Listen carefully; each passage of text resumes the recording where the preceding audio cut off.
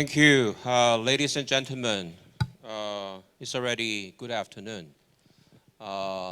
This is usually the lunchtime, but we have compromised for the sake of exploring the ways for cooperation and also exploring the solutions for the North Korean nuclear problem. As you know, President Donald Trump and Chairman Kim Jong-un met in DMZ on June 30, which was quote-unquote historic in the sense that the incumbent US president took a step onto the North Korean territory and had a long conversation at the Freedom House. But on the other hand, there are some criticisms saying that that was just a photo op and didn't make any progress in terms of denuclearization. So in this vein, our attention is given or paid to some sort of three questions. First of which is whether the scheduled US-North Korea working level negotiations will make a kind of a quantum progress to the extent that we can draw a kind of a roadmap for denuclearization. And the second question is whether there are any possibilities that either a big or small deal, if I may, could be possible, or we will have to be satisfied with some sort of a medium-sized deal between the two. And thirdly, whether and how we three of us, China, US, and ROK, can continue to work together despite US-China trade disputes and despite some sort of polarized views, domestically within Korea.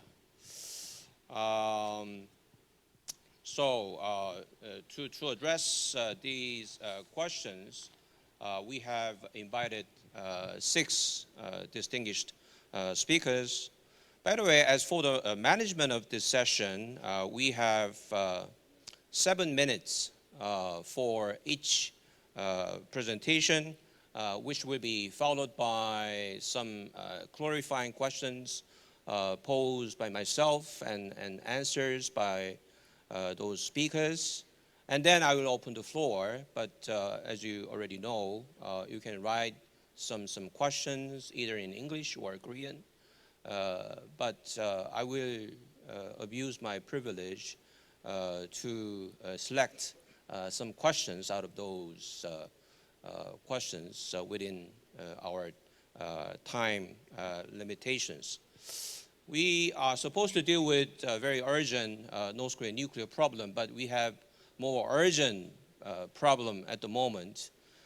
Professor Kim Heung-Kyu at Ajou University, he has to leave within 15 minutes.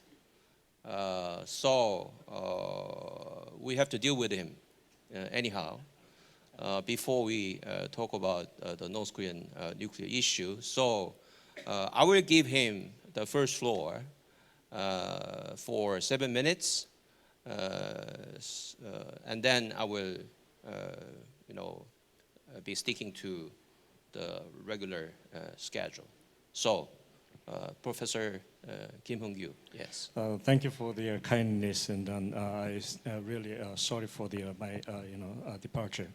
Let me speak as quickly as possible. And North Korea's nuclear issues has long been a headache of surrounding countries. However, there has been no consensus on how to deal with North Korea's nuclear development due to the power politics, resulting in the culmination of nuclear crisis in 2017. Moon Jae-in's government has invested tremendous energy and efforts to soften the crisis by improving the South and North Korean relations and mediating the negotiation between the United States and North Korea. However, the question is whether the centripetal forces of the cooperation between the South and North Korea outweigh the centrifugal forces of the power politics and geopolitics among great powers in this region. The deepening strategic competition between the United States and China makes a positive scenario very impossible to occur. It seems to me the voices from the Trump administration are not well coordinated and unilateral. I'm not sure whether Trump has any strategy on North Korea's denuclearization coordinated with expert groups. The Hanoi summit making process might dramatically expose such chaotic situations in Trump administrations. After failure of the Hanoi summit, North Korea faced three options. First, pursuing self-reliance. Second, acquiring assistance from China and Russia. Third, getting through the stalemate by adopting audacious peace gestures. In the domestic media, North Korea already started the campaign of self-reliance movements. However, self-reliance efforts bring tremendous cost in achieving the economic goal as a source of legitimacy and also deploying nuclear weapons and delivery systems. The second option proved not reliable. Kim Jong-un was not able to acquire what he wanted through the consecutive North Korea and China summit and North Korea-Russia summit meetings after the Hanoi. Now is the time for the Kim Jong-un to pay more attention to the third options until winning space of the bid drained away. There are two important external variables in shaping the outcome of the North Korea denuclearization. First one is US-China strategic competition. Second one is the policy orientation of the Trump administrations. Combination of these two variables, there are three possible scenarios could be boiled down. First one is progress. Second one is stagnation. Third one is regression, as James Shaw, Carnegie Endowment succinctly point out in his recent articles. Progress means North Korea's specific, substantive, and verifiable actions for denuclearization significantly reduced North Korea's threat. Stagnation means North Korea maintains its commitment to denuclearization on the Korean Peninsula, but does not take any substantive denuclearization steps, or declaring denuclearization but still hiding considerable number of nuclear weapons. Regression means North Korea withdraws its commitment to the denuclearize, which is likely to coincide with the additional nuclear missile test. Progress is likely to occur if both the United States and China take the position of cooperation. Regression is likely to occur if both the United States and China takes the position of conflicts. Stagnation occurs when either side of the United States and China chose conflict. Under the current situations, stagnation scenario is most likely to occur. Currently, China maintains a firm opposition to North Korea's nuclear development, although China regards it as a long-term process. However, the United States' position is a bit obscure. On the surface, the United States also takes the opposition to North Korea's nuclear acquisition. However, there seems to be a concern under the surface to utilize North Korea's nuclear issues as a chip to the US-China strategic competition, allowing North Korea to possess a number of nuclear weapons as a means of deterrence to China. North Korea also flirts with such a scenario in the negotiation with the United States. Strategists in the White House might be interested in such a scenario if they focus on deterring China instead of denuclearization of North Korea. Pragmatists in both the United States and China might favor a partial possession of nuclear weapons by North Korea as a realistic solution of the problems. However, stagnation scenarios would be a nightmare for South Korea's security. Given caprice of President Trump and his attitude of making everything as a bargaining chip, compromise between the United States and North Korea under the stagnation scenario cannot be excluded. Probably in this scenario, next step of the President Trump would be to visit Pyongyang in the near future. However, this outcome might be quite different from the expectation of the Moon Jae-in's government. Now we are entering a period of kind of murky, regional security environments without strategic cooperation and then coordination between and among the United States and China and South Korea. We will face tremendous difficulties, especially South Korea will face tremendous challenges to make a choice at the kind of. And so we want to find out the third way. Okay, thank you. Thank you, Professor Kim. I have a couple of questions to you before you leave. You pointed out Kim Jong-un didn't get what he wanted when he was having a summit with President Xi Jinping. My question is, what kind of things did he actually want from China at the summit? Many pundits have been saying that North Korea took advantage of China to put pressure on Washington, but you pointed out quite the other way around. So that kind of the explanation would be necessary from Kim Jong-un's point of view. And the second question is, you also emphasized the United States appears to be trying to utilize the North Korean question to put pressure on China within the context of a US-China trade dispute, or if you may say China-US strategic competition. Could you elaborate on that point? Thank you. If you read carefully the op-eds of Xi Jinping before he visited North Korea, which was published in the Nodong Daily, Xi Jinping paid special attention to the kind of warning North Korea not to make any trouble, instead of utilizing North Korea chip to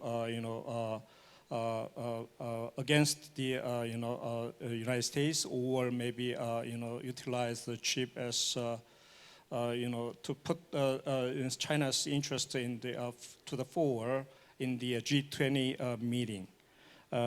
Xi Jinping consecutively warned North Korea to try to make any provocative actions, and then also China has a very special interest in the stabilizing Korean Peninsula, and then also the peaceful environment. So it means North Korean issues, especially the North Korean nuclear issues for China, it was the area of cooperation instead of conflicts between these two countries, I mean the United States and China. This is almost the only issues China is likely to cooperate with United States in this moment. And so China doesn't want to make any variable which influence the fate of the US-China strategic rivalry. Just left the North Korean nuclear issues as a kind of a possible cooperation ground. And also China addicted to the NPT system in the world, and then still China has a very strong interest in adhering to the kind of principle. So as a result, which is quite different from the arguments in South Korea, they are quite afraid of the Xi Jinping's visit to North Korea is as a kind of worsening, situation maybe in this Northeast Asian security environment. But actually Xi Jinping tried to pacify and then also reduce the kind of tension, and then warn North Korea to behave well. And then so if you look at the following the situations, and then Kim Jong-un really tried to as Xi Jinping won. And so this is my first argument. The second one is if I look at the White House, there are quite different voices. Trump is quite obvious, and then also there are some. I call myself as a strategist, which put the policy priority on the US-China strategic competition, like Peter Navarro and John Bolton and Lighthizer. These people, they had a certain priority on instead of North Korea's denuclearization, but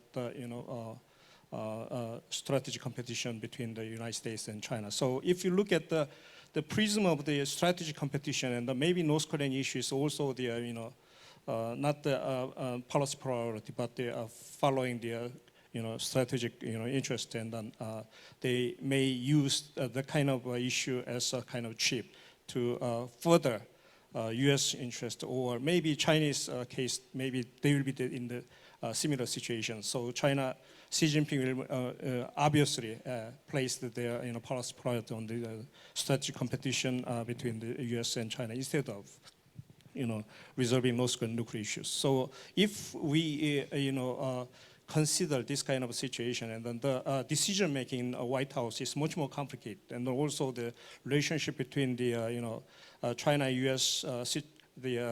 Also the complicated, and then also the possible outcome of North Korea denuclearization is not necessary to be optimistic, and quite pessimistic, because they are not going to deal with North Korea as first priority, but maybe subject to the their competition. So North Korea will definitely utilize this kind of schism to possess their some amount of nuclear weapons, and then also the further their national interest. That's my assumption. Okay, thank you, Professor Kim. Now you are released. Okay, then let me turn to the original order of making a speech. The first speaker will be Ambassador Joseph Yoon, former special representative for North Korea policy, and also he served as ambassador to Malaysia. The floor is yours. Thank you very much, Dean Kim, and thank you for Ambassador Park for having us here. It's great to be back in Seoul. And I think, as Ambassador Park and you have mentioned, that I think we need to examine the starting point from the third meeting between Kim Jong-un and Trump.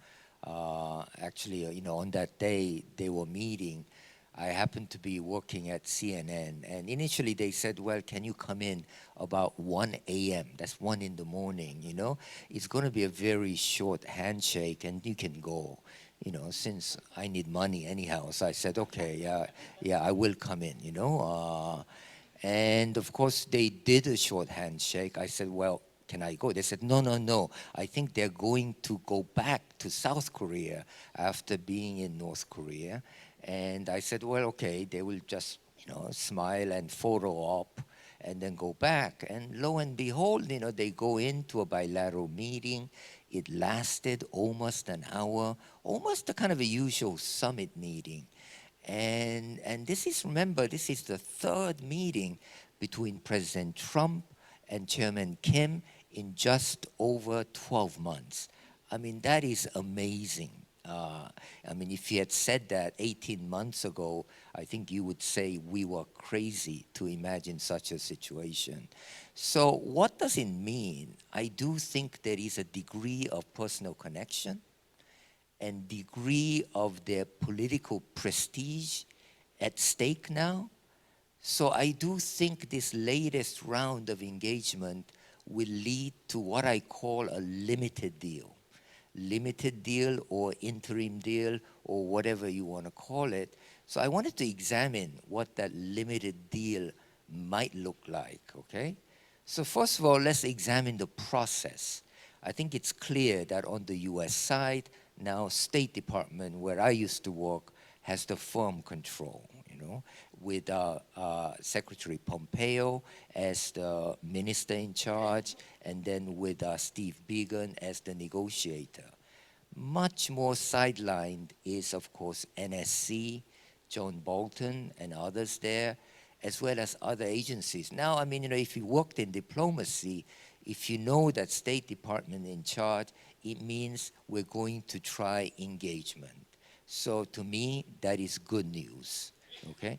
Now, on North Korean side, there is a little bit of uncertainty because after the failure in Hanoi, it looks like there was a purging, discrediting of those in charge of negotiations, which were from UFD, United Front Department. Now they are now going back to Ministry of Foreign Affairs. So you see the familiar figures, at least for the Americans, people like Foreign Minister Lee Young-ho, people like Vice Minister Chesani, and now apparently according to some reports that former ambassador to Vietnam, Kim Myung-gil, might be in charge of day-to-day negotiations. Now, we've known some time that Pompeo really did not like talking to Kim Yong-chol. And so he may be happy.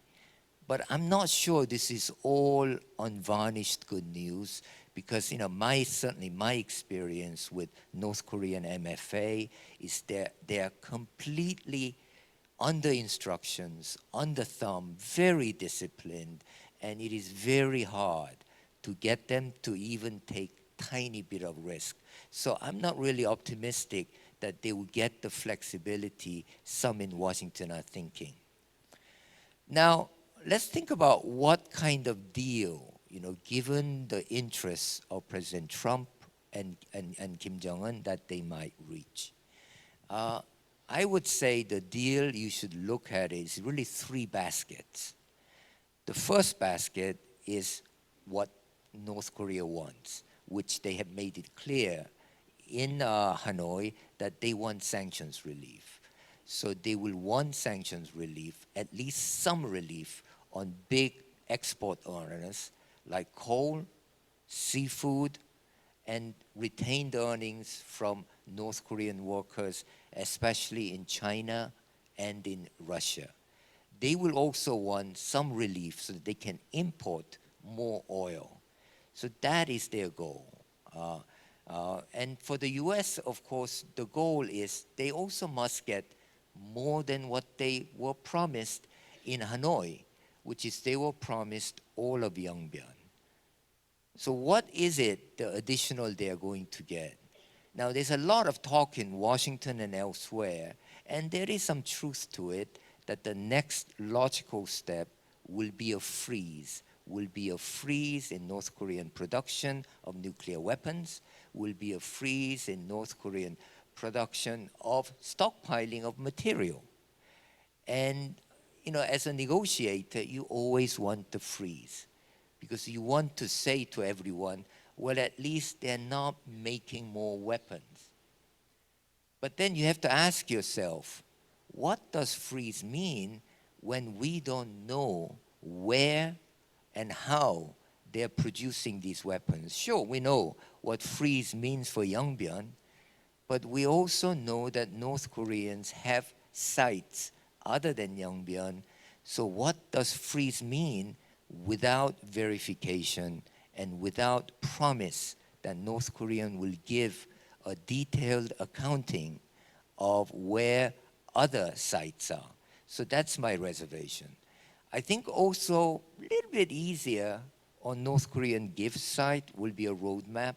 I mean, after all, we've done a roadmap many times. And, you begin, as I said, with a freeze, you get to dismantlement, and then you get to eventually shipping the weapons and material out. So I think that is also possible. Now, the last basket is what two can agree to do outside sanctions and outside denuclearization. I mean, the thing that comes readily to my mind is they have virtually agreed that there will be an exchange of liaison offices, diplomatic liaison offices. So I think that will take place. The next thing I think also is they're very close to agreeing is what we call end of war declaration. So I think that will happen. And then the third thing that could happen is humanitarian assistance. certainly the United States could make sure that any country other than the US who wanted to send humanitarian assistance, their life will be made easier through Treasury waivers and so on. So that, I think, is what limited deal means.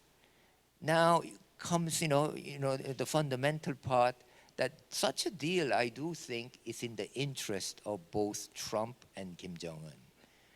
For Trump, certainly, if you make that kind of deal, he can be made to look like he's making progress. Certainly, as he heads to re-election next year, he can say he has achieved something on North Korea. Now, for Kim Jong-un, it's never a bad idea to meet with the US president. This was only a dream for his father, for his grandfather, but he's met him 3 times. It helps him domestically, and it helps him with the promise of better days to come in terms of lifting sanctions. He's seen as a statesman, so there is no downside to Kim Jong-un for meeting with Trump. But then we have to ask the last fundamental question, which is, what does it do for denuclearization? Now, if we were to end with just such an interim deal or a limited deal, it will not make a dent on denuclearization.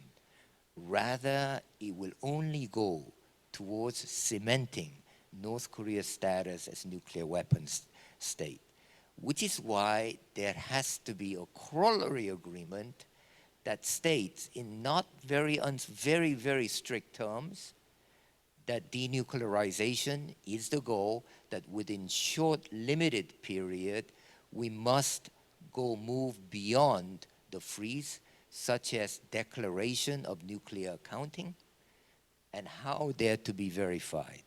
To me, that's the critical test. If you can do that, if you can achieve true declaration and true verification, you have moved away from where we were in 6-party talks. You have moved away from where we were in agreed framework. So with only that kind of corollary agreement that gets us in a very short time, can we say we are making progress in denuclearization? Thank you very much.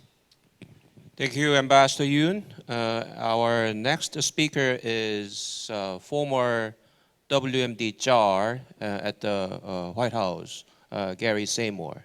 The floor is yours. Thank you, Sung-Nam. So I'm not as important as Joe, so CNN didn't want me to come at 1 a.m., but Voice of America asked me to talk to them at 1 a.m., and I said, I'm not going to get up at 1 a.m. for just a photo op. And I agree with Joe that the DMZ summit was a brilliant piece of political theater.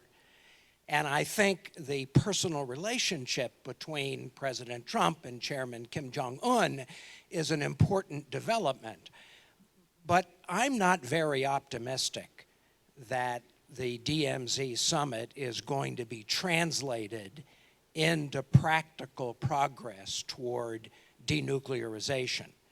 The kind of interim deal that Joe talked about would be a great accomplishment. But the two sides are so far apart on the details of denuclearization, as we saw in the Hanoi summit. There are many very difficult technical issues, especially surrounding verification, that would have to be resolved in order to have a meaningful interim agreement. And I frankly am not very confident the Trump administration is capable of coming up with a coherent strategy for negotiations, partly because of internal disagreements between the NSC and the State Department, and partly because I'm just not sure President Trump has the patience and the interest and the knowledge to adjudicate differences and provide clear negotiating instructions to Steve Biegun when he resumes his negotiations with Kim Myong-gil. So an interim, in Hanoi, we know that Kim Jong-un offered very little just to dismantle the Yongbyon facility, which is mainly obsolete and no longer essential for North Korea's nuclear weapons program. And in return, he wanted a great deal. He wanted basically all the international sanctions to be lifted. So that was the small deal. President Trump offered a big deal, which was basically complete elimination of North Korea's not only nuclear weapons, but also chemical, biological, and missile programs. And in exchange for that, once the dismantlement was completed and fully verified, North Korea would receive economic benefits. So there is a logical compromise between the big deal and the small deal, a medium-sized deal, as Joe outlined. From the US side, that would presumably mean not only freeze, but dismantlement of facilities to produce fissile material. A freeze in and of itself doesn't mean very much because it can be reversed overnight. So from a US standpoint, what you would want, ideally, is first to shut down and then to actually dismantle facilities to produce fissile material. Not only the facilities at Yongbyon, which we know very well from many years of inspections, but also the undeclared, the secret enrichment facilities outside of Yongbyon. And that would require a pretty significant verification system of on-site inspections, North Korean declaration, in order to verify that a freeze had taken place and the facilities were then subsequently dismantled. In return, I think the US has to offer some pretty substantial economic benefits to North Korea in the form of sanctions relief, just as Joe outlined, and in terms of North-South economic cooperation, trade, and investment. And then the political measures, establishment of liaison offices and end-of-war declaration is obviously would have to be part of the package. But I'm really, as I said, I'm not really sure this is possible. I don't know that Kim Jong-un is prepared to make such a big sacrifice to give up the ability to produce additional fissile material in order to expand his nuclear weapons program. That's a major concession because it would mean North Korea could not have more nuclear weapons than it currently has. And as I said, it would require a level of intrusive inspection that North Korea has never been able to tolerate before. So this is a pretty big concession North Korea would have to make, and Kim Jong-un's inclination may be to continue just to offer the small deal from Hanoi and hope that Trump eventually accepts that small deal as part of his re-election campaign, rather than to make such a strategic sacrifice of giving up the ability to produce more nuclear weapons. And on the US side, it would require a pretty big shift in the current Trump administration policy of insisting on not requiring sanctions relief until after North Korea had given up most of its nuclear weapons program. Now, Trump may be willing to make that concession in the interest of making progress, but I also think from Trump's standpoint, the current freeze for freeze, the moratorium on testing nuclear weapons and long-range missiles in exchange for the moratorium on large US-ROK military exercises, from Trump's standpoint, that may already be enough of an achievement to support his re-election campaign, and he may not be interested or motivated in making additional concessions in order to make further progress. In part, it will depend on whether or not Kim Jong-un's threat to resume testing is credible, and I'm not sure it is. I think Kim Jong-un has to be worried that if he resumes testing, if he breaks the freeze for freeze, the Chinese will be very unhappy, and they may withdraw the de facto sanctions relief they've provided. President Trump may be very angry. He may go back to bloody nose. So it may be that both sides are content with the status quo, with maintaining the freeze for freeze, continuing to negotiate on these very complicated and technical issues, which will take many, many rounds of negotiations to conclude. And I think the most likely outcome is that the status quo will be maintained, which is good, but we're not likely to see a major agreement between now and the US presidential elections. And then after the US elections, hopefully, those talks can be resumed, either under President Trump or under whichever Democratic candidate is elected. So I don't think that's a bad scenario, actually. It doesn't mean any near-term progress, but at least it means that the current situation won't get worse, which usually in diplomacy is about the best you can achieve. Okay, thank you, Gary. And our next speaker is Professor Zhajing Guo, who is former Dean and Professor of International Relations at the School of International Studies of Peking University.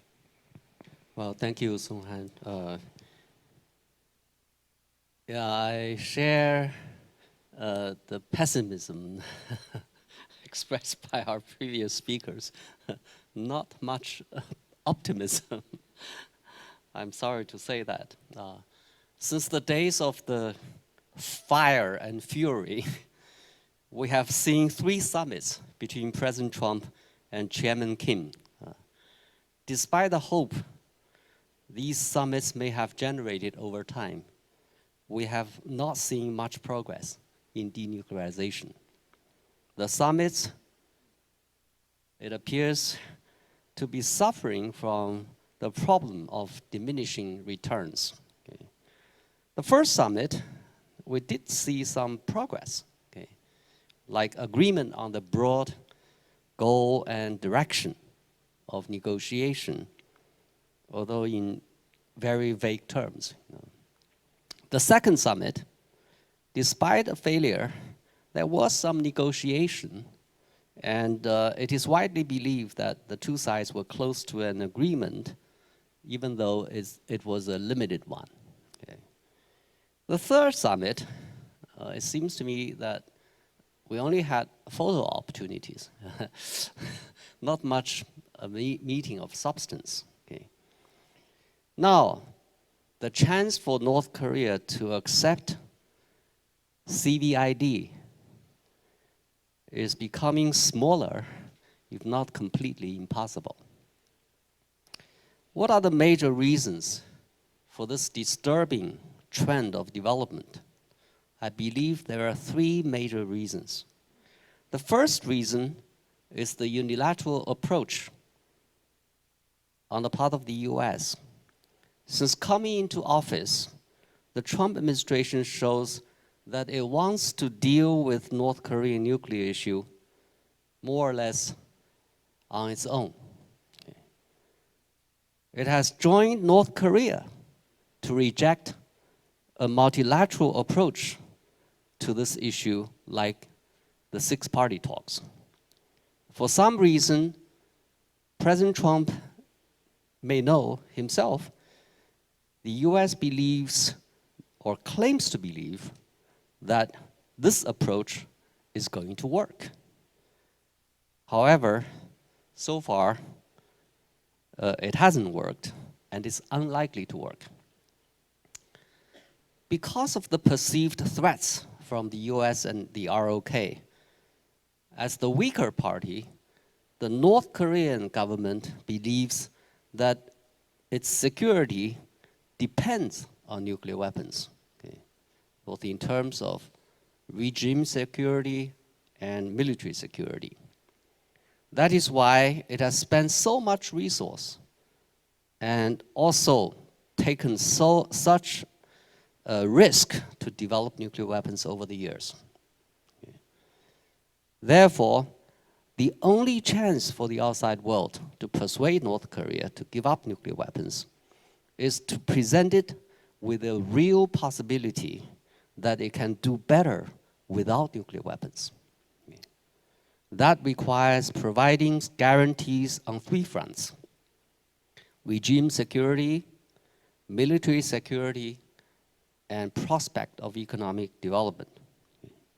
Clearly, the US government cannot give credible guarantee to the first two, and the US Congress would not approve the third guarantee, even if the US government wants to do it.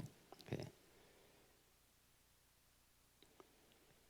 To make the first two guarantees credible in the eyes of the North Koreans, the US need a multilateral framework.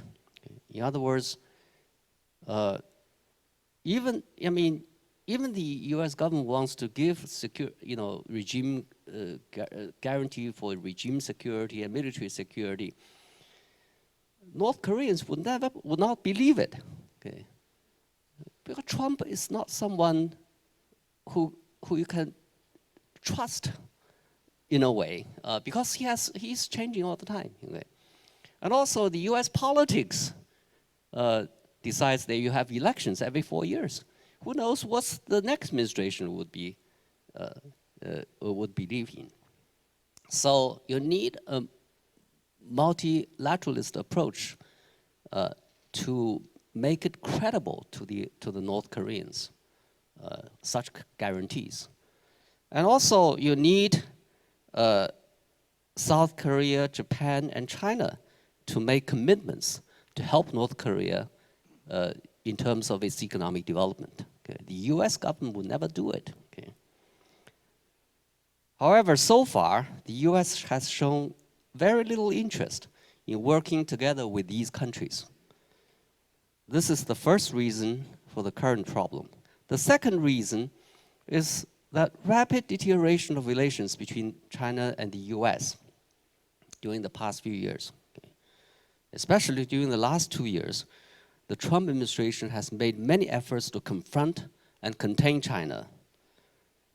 Name China as a strategic competitor, launch a trade war against China, and started this international campaign against Huawei and Chinese high-tech companies, and manipulate the Taiwan issue, and also confront China in the South China Sea, and also, taken measures against Chinese students and Confucius Institute in the US.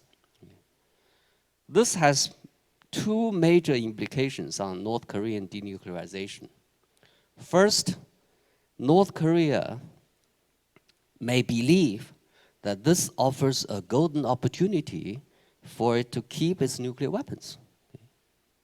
There is a lot of room to manipulate now. Second, at least some Chinese believe that China should no longer help the US, including on the denuclearization issue. Okay. Why should we help the US if the US treat us like enemy? Okay. The third reason is South Korea's preference for stability. It demands a phased denuclearization, and a request for reduction of UN sanctions. Okay. So this is what it seems to me that South Korean government prefers. This means that it will no longer support efforts to realize a so-called immediate CVID, which South Korean government believe is probably not pragmatic and realistic. Looking to the future, 3 scenarios may take place. One is increased sanctions on North Korea to compel it to accept CVID. The second is to adopt a phased denuclearization, such as the previous action-to-action approach to gradually realize denuclearization of North Korea. The third is to keep the status quo, that is no test, no military exercises. It means de facto acceptance of the nuclear status of North Korea. Among these 3 scenarios, the third, unfortunately, is most likely to become reality. The first scenario is unlikely to work. Why? Given the Trump administration's hostility to China, China is unlikely to approve additional UN sanctions against North Korea, as long as the latter does not engage in new nuclear tests. China may also work with South Korea to urge for the reduction of sanctions, existing sanctions. Also, with the US coming after Chinese companies overseas under the US domestic laws, China may even abandon efforts to implement the existing UN sanctions. The second scenario, that is an action for action approach to denuclearization, may not work because North Korea does not want to give up nuclear weapons if it has a chance to do it, and if the price is not right. Given the Trump administration's unilateralist approach, it is unlikely to come up with a decent package of incentives that will satisfy North Korea's demands. This left us with a third scenario, that is de facto acceptance of the status quo. That is no test, no military exercises. This is not what anybody wants. However, it may be the one that more likely to happen. North Korea will be happy about it. China, Russia, and South Korea may accept it as long as North Korea promises to denuclearize eventually. We don't know when. Even the Trump administration may accept it. After all, as long as the North Korea does not acquire the capability of fitting the bomb with the long-range missiles that could hit the US does not feel the existential threat. The Trump administration does not have to make hard decisions and can still claim victory for relaxing tension in the Korean Peninsula. The only country that cannot accept it may be Japan, but it cannot do very much about it. At the moment, given many uncertainties, no one knows what's going to happen, North Korea, how to get out of North Korea quagmire for sure. What is certain is that the Trump administration's unilateralist approach, an incoherent approach to North Korea denuclearization is likely to create a situation that is bad for non-proliferation regime and bad for the world. Let me stop here. Thank you. Thank you, Jingguo. And our next speaker is Mr. Fang Gaowei, who is a retired senior colonel and former chief specialist at PLA Academy of Military Science. Fang Gaowei, you have 7 minutes. Don't forget, okay? Good afternoon, everyone. I feel very much honored to be invited to give a presentation here. The title of my presentation is Denuclearization of the Korean Peninsula. Possible, but time-consuming. So I'm somewhat optimistic about this. My presentation consists of 3 parts. First part is efforts have been made to denuclearize the Korean Peninsula. The second part is obstacles for denuclearization of the Korean Peninsula. The third part is approaches to the denuclearization of the Korean Peninsula. Since it is lunchtime now, so I have to be short. So I'll just... If you don't mind, I think we all know that much effort has been made for the past 25 years, and we know some obstacles. So why don't you focus on some approaches to denuclearization of the Korean Peninsula or North Korea, whatever. Okay, so okay. Anyway, I have to save time. So I will mainly mention the viewpoints of the first 2 parts, then perhaps detail in some more detail in third part. The first part is efforts have been made to denuclearize the Korean Peninsula. I just mentioned topic. Number 1, Moon-Kim summits have greatly improved inter-Korean relations. Number two, Trump-Kim summits have responded to DPRK's security concern. Number three, Xi-Kim summits have encouraged DPRK to implement its new strategic line. Number four, Putin-Kim summit has strengthened DPRK's confidence to denuclearize the Korean Peninsula. Number five, actions taken by DPRK to demonstrate its determination to denuclearize the Korean Peninsula. Number six, actions taken by the US and ROK to de-escalate tensions in the Korean Peninsula. So the above-mentioned efforts and achievements have laid solid foundation for complete denuclearization of the Korean Peninsula. All parties concerned, especially the US, ROK, and the DPRK, should make use of the momentum and push forward to achieve faster and greater progress in denuclearizing the Korean Peninsula. Because the effects are known to all, so I don't need to discuss it in detail. Now let's come to the second part, obstacles for denuclearization of the Korean Peninsula.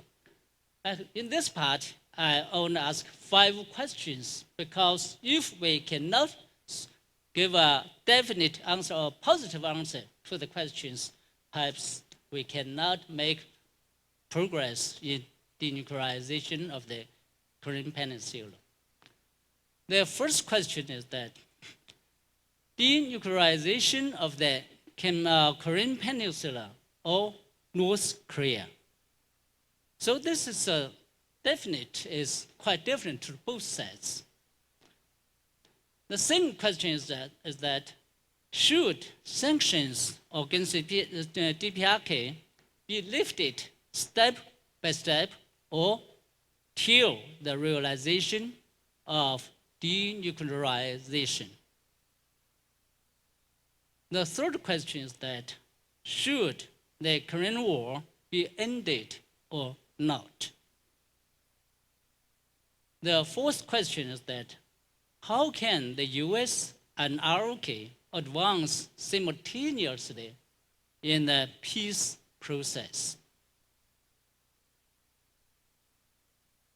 The fifth question is that do the US and DPRK have veracity to each other? So I think these 5 questions are very important in dealing with the denuclearization. So now I just mentioned briefly the approaches to denuclearization of the Korean Peninsula. I think to advance the process of denuclearization, have 5 also recommendations to make. Number 1, clarify the definition of denuclearization. The US and DPRK will have to get rid of ambiguity of complete denuclearization of the Korean Peninsula and agree on the definition of denuclearization as well as on a shared understanding of the steps that each needs to take to advance that process. Number 2, increase strategic mutual trust and confidence. Strategic trust and confidence between the US and DPRK, between ROK and DPRK are the cornerstones to advance the denuclearization process. The three sides should increase their trust and confidence through actual actions such as dismantling nuclear facilities and lifting economic sanctions. Besides, the three sides should have trust in China and Russia in supporting and promoting the denuclearization of the Korean Peninsula, for they have common interests with them. Number three, enhance coordination among all parties concerned. First, the US and ROK should coordinate their efforts in the process of denuclearization and peace regime building. Second, North and South Korea should coordinate their efforts in improving their relations. Third, DPRK, China, and Russia should coordinate their efforts in denuclearizing the Korean Peninsula and ending the Korean War. Fourth, the US, China, and Russia should also coordinate with each other when it is necessary. Number four, make a roadmap for denuclearization and building peace regime.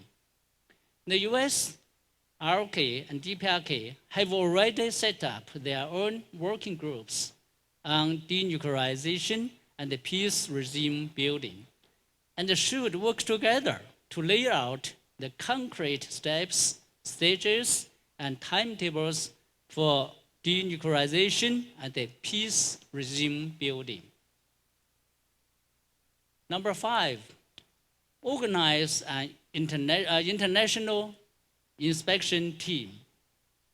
As DPRK no longer trusts the inspection team from the International Atomic Energy Agency, the UN Security Council should organize another international inspection team, including nuclear experts from IAEA, the US, China, Russia, EU, ROK, and the DPRK, to supervise the process of denuclearization. From the analysis above, we can see that denuclearization of the Korean Peninsula is the highest common divisor among all the parties concerned, and it is possible to denuclearize the Korean Peninsula in the future. But the situation in the Korean Peninsula is rather complicated, and the denuclearization of the Korean Peninsula will take a much longer time than we expected. So this is the end of my presentation. Thank you for your attention. Thank you very much. My last speaker will be Professor Kim Byung-Yeon at Seoul National University. And 2017, he published a book titled Unveiling the North Korean Economy from the Cambridge University Press. The floor is yours. I'll talk about the effect of sanctions on North Korea's being denuclearized. And my focus is how far the sanctions can go. Perhaps I can start with some kind of conjecture, because we have a dependent variable which is target, that is North Korea should be denuclearized. We have a tool or instrument which can be called independent variable, that is the sanctions. But the sanctions, if the sanctions should affect North Korea's denuclearized, that means Kim Jong-un has changed his mind. It has gone through two dark tunnels. The first one is economic tunnel. The second one is a political one. So I have to assess how these sanctions can affect these two dark tunnels from the radiologist view. To To conclude my talk, perhaps I have some confidence in the effect of sanctions on the economy. Of course, it's with a much less probability of being correct, compared with the radiologist. But as regards the second tunnel, which is darker than the first one, that is political tunnel. For this, I have only conjecture, not the, say, very firm confidence. I start with the economic effect. I think the design of the sanctions is very good. If I have to give assessment, grading, I'm ready to give A+ or A. Because the sanctions are more or less complete, affecting all the areas of the economy, say trade, foreign currency earnings, industry, the income and expenditure of the economic agents. The sanctions affect all these kind of areas comprehensively enough. But the question is how effective they are in real world. I have some assessment techniques to evaluate how much it affects the economy. I look at the sanction effect using some kind of index, which comprises of 3 sub-indices. The effect of sanctions trade, foreign currency earnings, and the markets. And the score until early this year is about 50 to 60% out of 100. What does it mean? Well, if the score is between 0 and 20, I would call it little effect.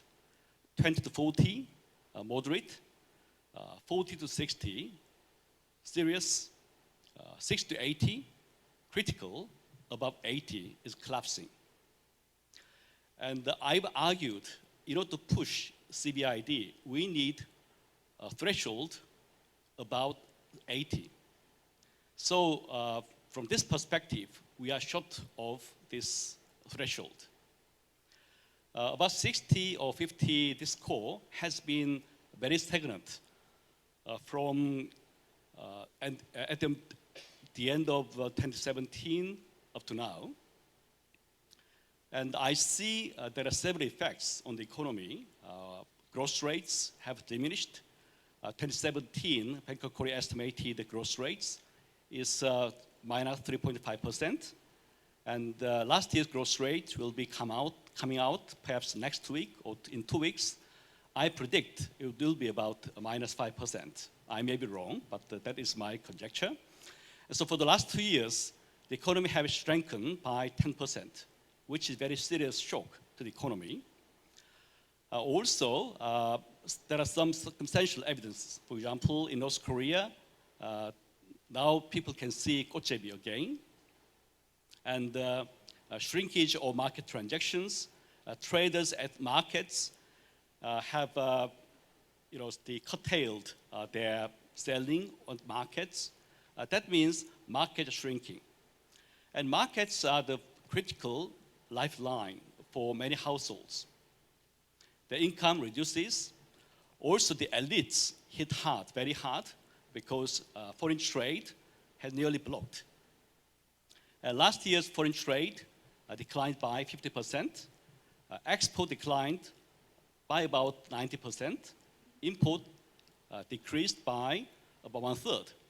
That means the shock is very visible, and the shock affects all agents, including Kim Jong-un, the elites, and the households. And Kim Jong-un and the elites get a lot of money from foreign trade and from dispatched workers. But this has been blocked by the sanctions. And the households' income by market activities. But these markets have been shrinking as well. So 2 pillars sustaining the economy. One is foreign trade. The other one is markets are hitting very hard. But initially on foreign trade and later markets. Some people have raised the question, how it's possible to make sanctions effective?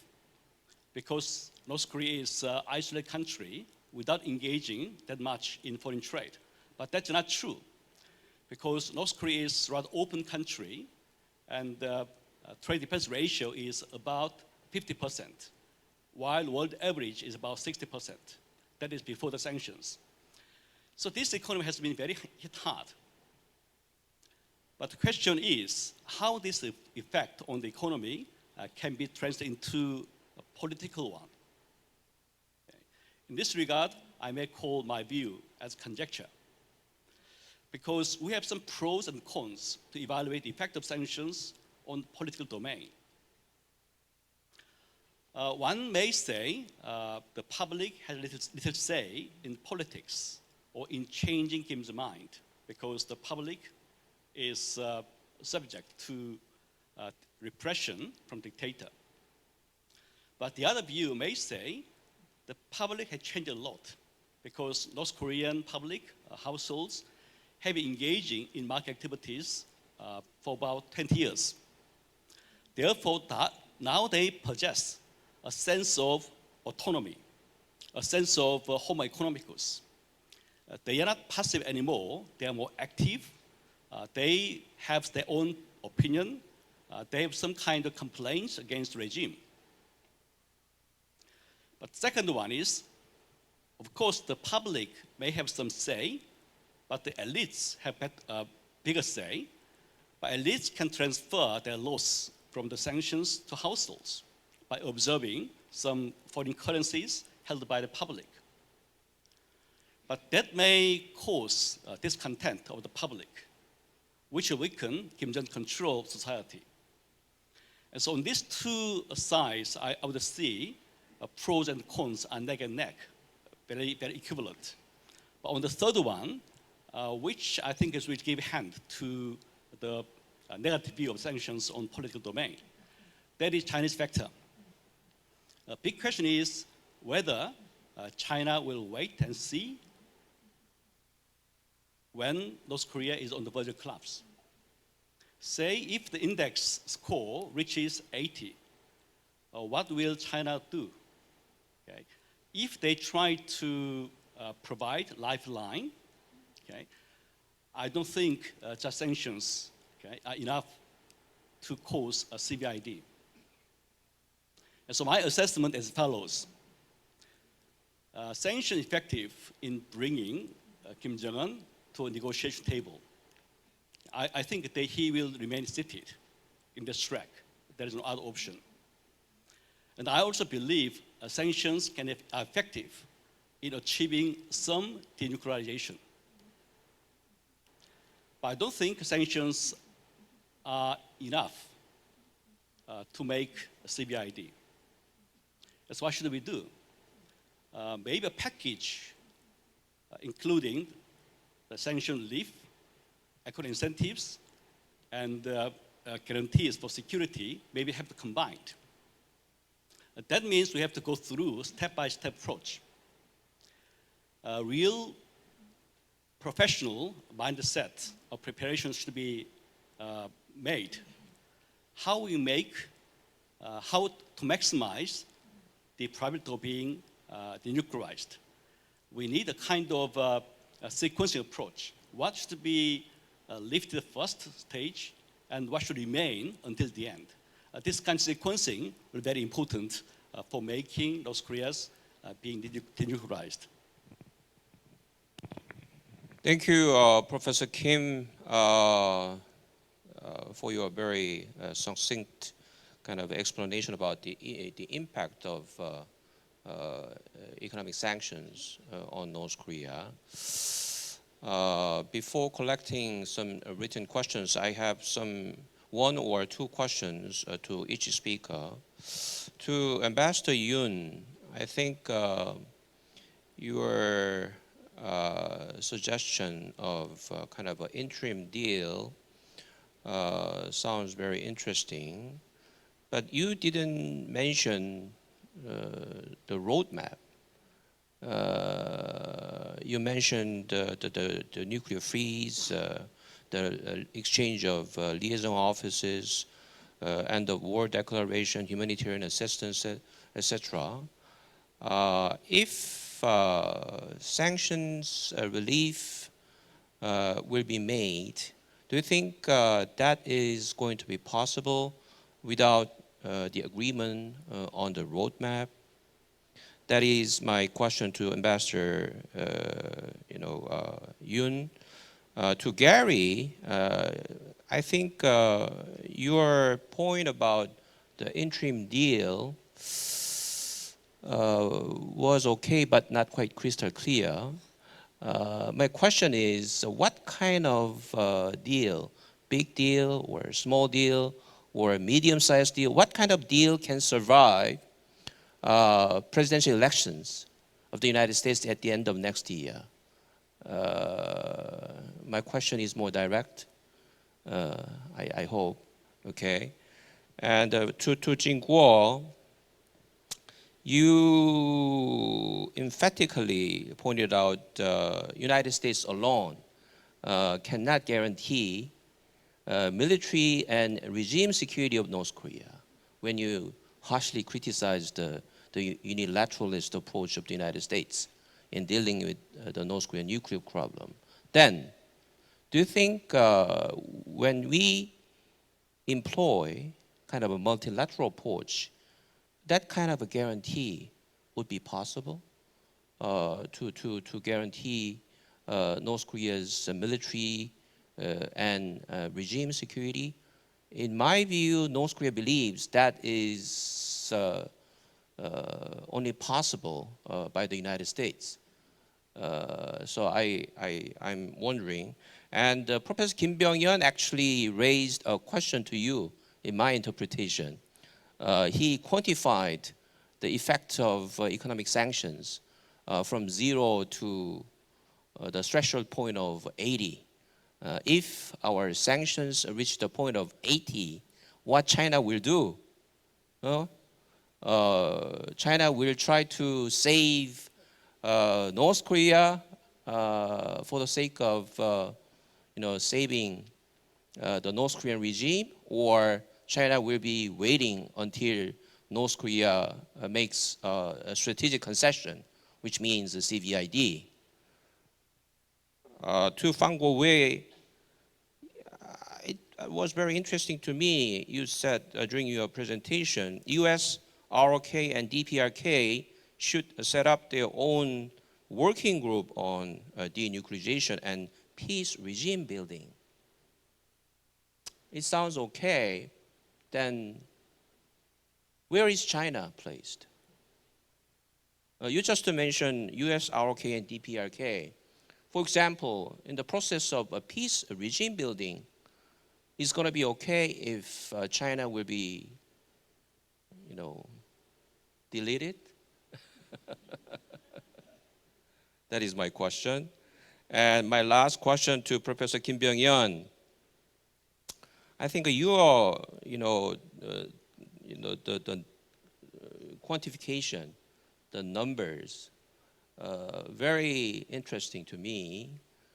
My question is, how can we make 60 to 80 from the serious effect to the threshold point of 80? Do you think we need additional sanctions, or we need to enforce the current sanctions more effectively? So this is somewhat closer to the question of clarification. Ambassador Yoon. Well, thank you very much. I'm sorry if I neglected to mention roadmap. I believe it should be included. I thought I did mention a roadmap. Okay, thank you.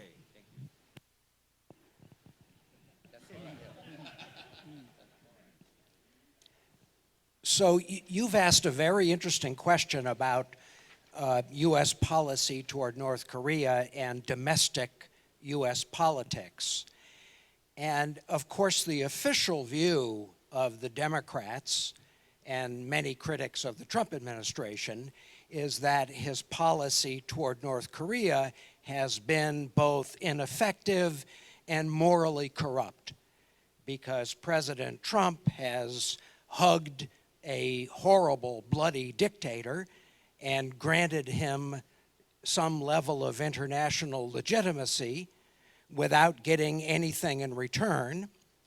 And moreover, Trump has damaged the confidence of our allies, the ROK and Japan, through his policy toward North Korea. That's the official position of the Democrats, and that's the position they will take in the US presidential campaign.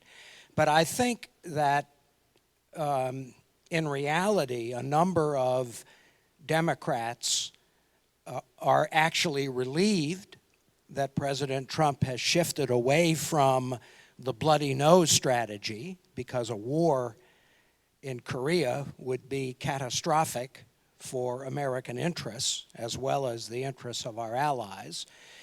And even though people find Trump's embrace of Kim Jong-un to be distasteful, they are prepared to pursue and support a diplomatic approach.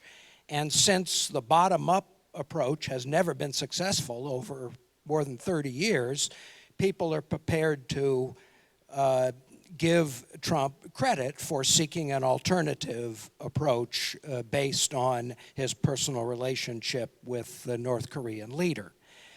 And the question, I think, will be, what has it actually produced? I think the freeze of the moratorium on nuclear and long-range missile testing is very significant from a US security standpoint, because without further testing, it's difficult for North Korea to pose a credible threat to the United States directly. But obviously, the opponents of Trump are not going to congratulate him on the achievement, but I do think if Trump is defeated and a Democrat takes office, I would be very surprised. Obviously, it's hard to predict because it depends on who's elected. But if the freeze for freeze is in place when a Democratic administration takes office, I would be very surprised if the new president breaks the freeze for freeze by resuming large-scale joint US-ROK military exercises, because that would invite North Korea to resume nuclear and long-range missile testing, which would hurt US security. On an interim deal, it depends on the substance. If Trump accepts what Kim Jong-un offered in Hanoi, a dismantlement of Pyongyang in exchange for lifting almost all of the international sanctions, I think that will be very harshly criticized in the United States. But whether a new US administration can reverse the deal is limited, because it depends on international support to reimpose UN Security Council sanctions. And I don't think Russia, China will support the reimposition of sanctions. I think Beijing and Moscow would support what Kim Jong-un offered, the small deal that Kim Jong-un offered. So there'll be a question mark about how much a new administration can actually reverse what Trump does. If, on the other hand, Trump is able to negotiate the kind of agreement that Ambassador Yun and I are talking about, that would be a real verified freeze on fissile material production in the context of a broader roadmap, I would like to think that the next US administration, if it's Democratic, would support that agreement, because it's probably the best you can achieve and it's very much in US interests. But I don't know. In politics these days in Washington, it's hard to predict what a new administration would do.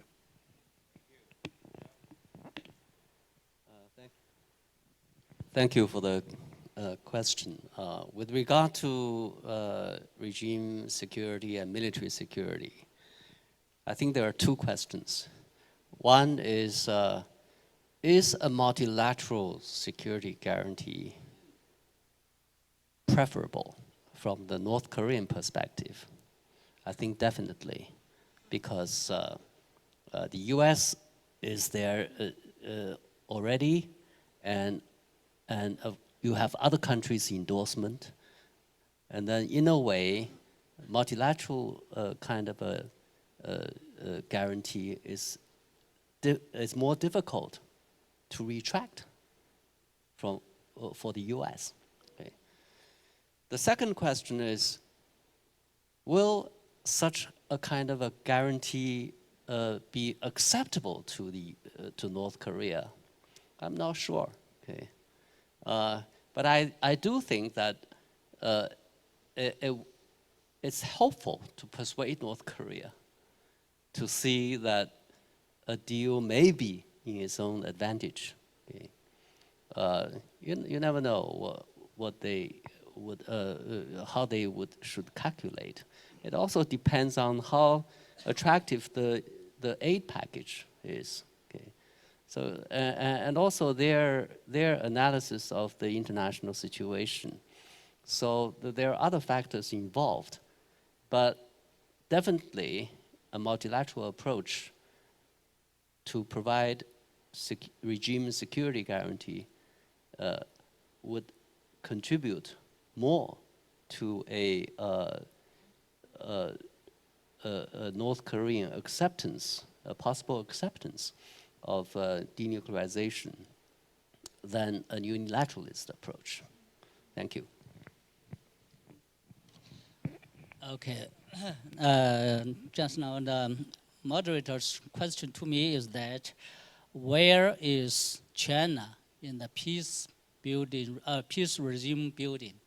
I'm sorry that, in fact, I just mentioned the point. In my recommendation as a third point, that is enhanced coordination among all parties concerned. The third is, DPRK, China, and Russia should coordinate their efforts in denuclearizing the Korean Peninsula and ending the Korean War. I didn't explain it in detail just now. Ending the Korean War means, when you end the Korean War, you have to set up peace treaty. That is the peace regime building. So I think a meaning is included here. And also the next one is, fourth, the US, China, and Russia should also coordinate with each other when it is necessary. When it is necessary, that means when they come to consult with building of the peace regime, that is a time necessary for us to coordinate with each other. So I think China will have to play a role in the peace regime building because China is one of the participants of the Korean War in the 50s. So that's why China will have to play an important role in that. Okay, thank you. Yes, Professor Kim's question is about how to increase the score from 60 to 80. The answer is very unlikely to increase it. That is, I think, a reality. Why is that? Because we lost momentum. Because a lot of summits between China and North Korea, between South two Koreas, between Kim Jong-un and Putin, I think we lost momentum. And so it's not possible, perhaps it's improbable to increase the score. If we had increased score from 60 to 80, okay, what would have been needed? Maybe more enforcement, not additional sanctions. I think the design of sanctions is near perfect. I don't see any problems in the design of sanctions. But the question is how to enforce them. I see a lot of loosening of sanctions in the spheres of, say, joint ventures, dispatched workers, ship-to-ship transfer fish. These are all have a lot of weakening. So enforcement is necessary. But even though we have maximum enforcement, I don't see it's quite likely to increase the score from 60 to 80. And so that is situation we have to accept, I guess. Okay. Thank you for your very concise answers. I have some written questions from the floor, but most of the questions are heavily concentrated on Jia Jingguo. By the way, there are a couple of questions to Ambassador Yoon and Gary SAMORE. To Ambassador Yoon, it seems to me North Korea wants a security guarantee from the US, not anybody else's. How can US can guarantee security for North Korea for the sake of resolving the nuclear problem? To Gary SAMORE, so-called freeze to freeze is a kind of a shortcut to recognizing North Korea as a de facto nuclear weapon state. How can we prevent it, particularly so that President Trump may not, stay there and move toward, the better kind of approaches.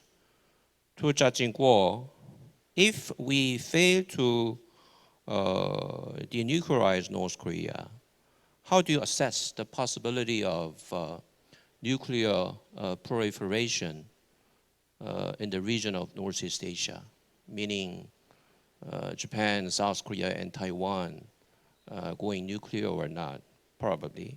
And what are the basic requirements or core requirements, if I may, for the success of a multilateral approach? Actually, we have consumed, exhausted multilateral approaches for the past years, including six-party talks. Again, you are emphasizing multilateralism or multilateral approach.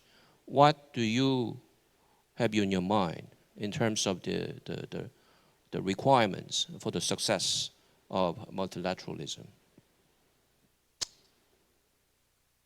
Ambassador Yoon. Well, thank you. Thank you very much. I think our moderator is determined to deny us lunch, okay? but I do what our moderator says, so I will attempt to answer the question. I think the issue of security guarantee gets to, Professor Chia's remarks. There are three types, obviously: regime, military, and economic. And certainly my experience in talking with North Koreans is that they always demand removal of US hostile policy. And I try to get them to say, what do you mean by US hostile policy? And they could never really succinctly summarize what they are. So to me, it is always confusing. Will normalization, diplomatic recognition do it? Will a peace treaty do it? Will a no first strike guarantee do it? And I tend to believe the answer is no. They're not happy, because I think what they want is really continuation of the regime, that regime be left alone. And that brings up really a troubling aspect to me, which is that the nuclear weapons are there, not so much they're worried about national security, but they're worried about regime security. And especially at the prospect suffered by both Saddam Hussein and also by Muammar Gaddafi, that when they didn't have nuclear weapons, they could not stop other powers intervening in domestic politics.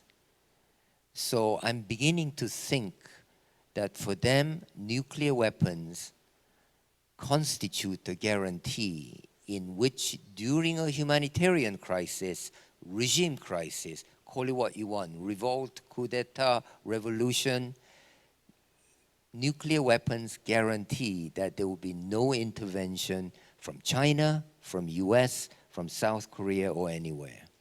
Thank you. So you asked me a very important question. How do we avoid recognizing or accepting North Korea as a de facto nuclear weapons power? And I think the challenge for us is to reconcile reality with our vision. The reality is that North Korea has had nuclear weapons for over 10 years, and they're very likely to continue to have their nuclear weapons for many years in the future. That's the reality, and we have to manage, deter, defend against a nuclear-armed North Korea, as we have for over a decade. But at the same time, it's important that we demonstrate that we're committed to the long-term objective of a nuclear-free Korean peninsula, which means North Korea eliminating its nuclear weapons capability. Otherwise, I think the pressure on both South Korea and Japan to eventually develop their own nuclear weapons is going to become very strong. Not right away, but over years, I think the argument in Seoul and Tokyo that Korea and Japan need their own nuclear weapons to defend themselves will become very powerful. So it seems to me that as we make practical, if we can make practical progress toward constraining North Korea's nuclear weapons by limiting testing, production of fissile material, eventually beginning to remove stockpiles of fissile material and nuclear weapons, we always have to make clear that that's progress toward the long-term objective of North Korea giving up its nuclear weapons. And in order to achieve that objective, we have to create political, economic, security conditions that will make it possible for North Korea to choose to give up its nuclear weapons. And Ambassador Yeon has talked about how challenging it's going to be to achieve those long-term objectives. But I think the US and its allies need to keep emphasizing that that's what our ultimate goal is, and that we won't accept North Korea as a nuclear weapon state in any official sense as we continue to try to make progress toward denuclearization. Okay, thank you. The first question about the prospect of proliferation. I think if we cannot persuade North Korea to denuclearize, it would certainly undermine the existing international regime against proliferation. It will encourage others to try to possess nuclear weapons. Okay.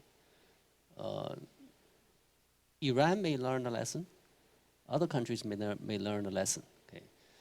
If they want to develop nuclear weapons, you can do it. That's the message. The second is,